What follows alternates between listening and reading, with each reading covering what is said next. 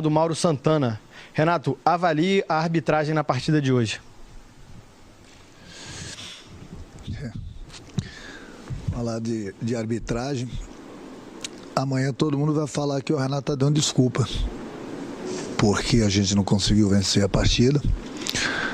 Concordo que a gente cometeu alguns erros. É uma equipe que praticamente já estava rebaixada. Sempre teve o nosso respeito. Agora, mais uma vez, eu não gosto de falar de arbitragem, mas não dá para fugir da arbitragem mais. Não dá. Os dois erros fatais que eles tiveram, inacreditável. Agora, chegando no vestiário, a primeira pergunta que eu fiz para as pessoas da comunicação é se o VAR estava presente. Porque não é possível o VAR não chamar o árbitro no pênalti do Gabriel. Ele esquece a bola. Não sou eu que vou dar uma aula de arbitragem ou de regras, mas eu leio, eu vejo qual é o protocolo numa jogada dessa. O goleiro, em momento algum, ele procura a bola. No momento que ele toma o chapéu do Gabi, ele agarra, ele bate, ele derruba o Gabriel. É pênalti. E eu gosto que os especialistas possam dar opinião também, enquanto dou essa entrevista. É pênalti legítimo e expulsão do goleiro. O VAR não chamou. O VAR que tanto apita os jogos, o VAR não chamou o árbitro.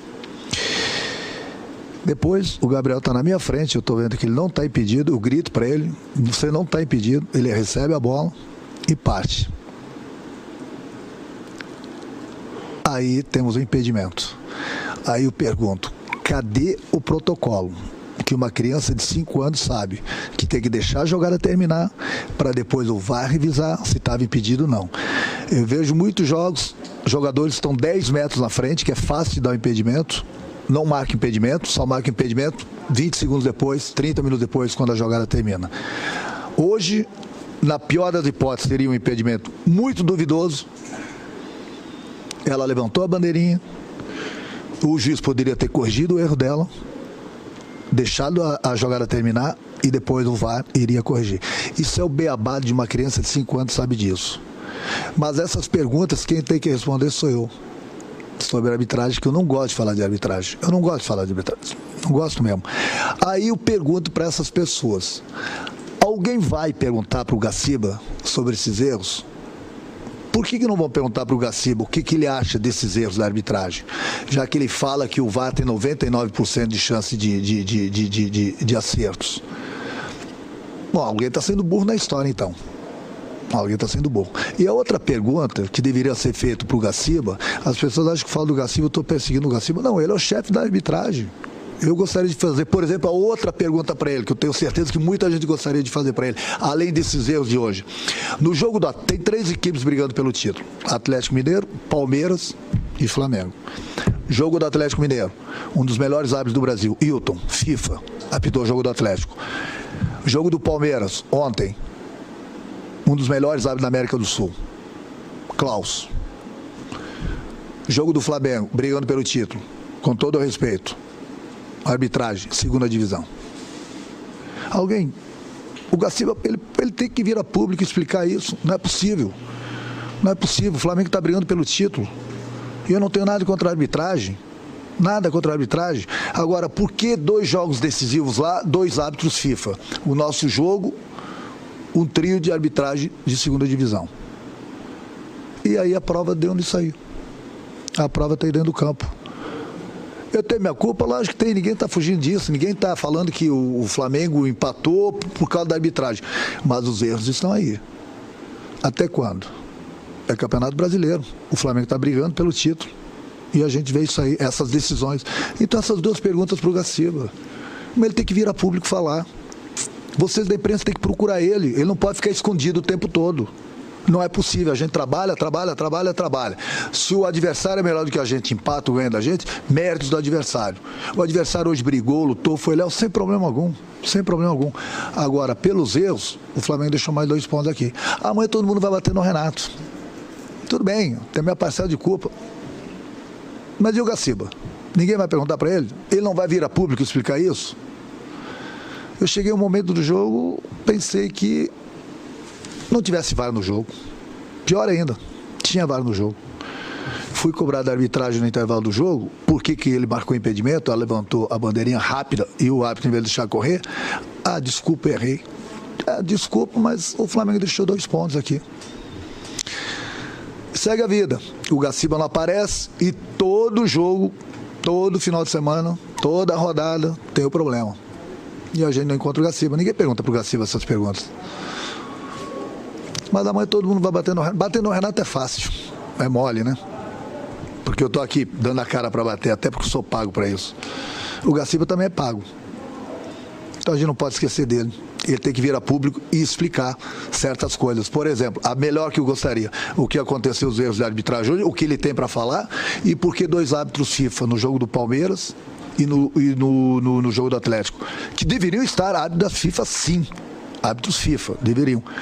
E por que aqui hoje no nosso não? Pergunta do Gustavo, do canal Gustavo Henrique Dando Choque. Renato, você sempre adota o discurso de tentar manter o entrosamento dentro de campo. Sem o Davi Luiz, você sempre escalou Léo Pereira ou Gustavo Henrique. Por que a opção pelo Bruno Viana hoje? O Bruno, toda vez que ele foi chamado, ele jogou bem. Ele está no mesmo nível do Gustavo, do próprio Léo. O Léo vem jogando praticamente todos os jogos. E eu não posso pensar somente no momento, eu tenho que pensar um pouquinho ali na frente. No caso do dia 27, nós temos 5 zagueiros, só que para esse jogo a gente não vai ter o Léo Pereira. Então eu preciso dar ritmo de jogo para o Gustavo e para o Bruno também, além do Caio e do Davi, porque eu não sei o que vai acontecer. Nós temos jogos pelo Campeonato Brasileiro, eles podem sofrer um tipo de lesão e daqui a pouco estou com 3 zagueiros, e daqui a pouco dos 3 zagueiros tem um zagueiro que não está com ritmo de jogo. Então eu tenho que deixar todo mundo pronto da melhor maneira possível para o dia 27 também. Por isso que o Bruno jogou hoje. Até porque toda vez que ele foi chamado, também ele correspondeu. Pergunta do Sidão Marinho, da Litoral News. Renato, o Gabriel Batista passou muita insegurança no gol no Flamengo de hoje. Sem o Diego Alves, o time precisa ter outro nome para a posição? Hugo e César podem ganhar oportunidades na ausência do goleiro titular? O futebol, ele é muito ingrato, né? Imagina se eu coloco o Hugo hoje para jogar e de repente ele passa em segurança, né? O Flamengo tem esses 4 goleiros, a gente vai com eles até o final. Eles são bons goleiros, eles têm nos ajudado bastante. Não acredito que o Gabriel tenha passado essa insegurança hoje. Inclusive na hora do gol dele ele fez grandes defesas ali. Enfim, é um goleiro que é do plantel do Flamengo e ele tem toda a nossa confiança. Última pergunta da coletiva de imprensa é do Guilherme, da Rádio Bangu. Renato, o Flamengo, com um jogador a mais, não foi capaz de vencer a pior equipe da história do Campeonato Brasileiro de pontos corridos. O que o torcedor pode esperar um desempenho na final da Libertadores diante do futebol apresentado hoje? Mas nem todo mundo vai jogar bem. É lógico que a gente está devendo bastante. Mas nós vamos melhorar. Pode ter certeza que para o dia 27 é um jogo atípico. É um jogo de 90 minutos. É uma final, vai ser um Flamengo totalmente diferente. Também não adianta ficar falando aqui que a gente está tendo um desgaste muito grande jogando há 3 dias, que todo mundo vai falar amanhã que é mais uma desculpa que eu estou dando. Mas a realidade é essa, o desgaste é muito grande, a gente não tem tempo para treinar, a gente muda algumas peças justamente porque os jogadores estão esgotados, estão no limite deles.